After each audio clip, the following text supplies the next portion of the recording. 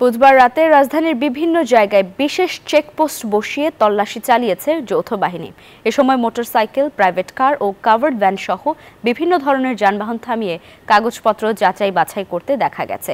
এছাড়াও গাড়ির ভেতর অবৈধ কোনো কিছু আছে কিনা তাও তল্লাশি করা হয়। রাত 11:30টার দিকে মিরপুর 14 নম্বর থেকে অভিযান শুরু হয়। অভিযানে সেনাবাহিনীর সঙ্গে থানা পুলিশ ও ট্রাফিক পুলিশ ছিল। অভিযানে নেতৃত্ব দেন সেনাবাহিনীর 10 সিগন্যাল ব্যাটালিয়নের ক্যাপ্টেন বায়েজিদ খন্দকার। ভাটারা থানার উপপরিদর্শক রাশিদুর রহমান বলেন, অপরাধ নিয়ন্ত্রণ ও জনশৃঙ্খলা পরিস্থিতি স্বাভাবিক রাখতে যৌথ অভিযান পরিচালনা করছেন তারা। ঢাকায় চুরি, ছিনতাই, ডাকাতি সহ বিভিন্ন অপরাধ ঠেকাতে তারা কাজ করে যাচ্ছেন। ঈদের ছুটিতে দেশের বাড়িতে গেছে, আবার রিটার্ন করতেছে। অনেক সময় দেখা যায় যে দূরপাল্লার বাসগুলো থেকে ওনারা বিভিন্ন মাদকদ্রব্য এবং বড় বড় চালান নিয়ে আসতে পারে। আর এর জন্যই আমাদের যৌথ বাহিনীর সাথে এর জন্যই আমাদের এই চেকপোস্টটার গুরুত্বটা বেশি।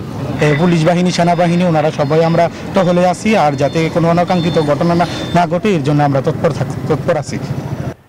বান্ডেল থাকলে প্রতি সেনমানিতে টাকা বাঁচবে। বিকাশ সেনমানি বান্ডেল কিনে জিতুন প্রতি লেনদেনে।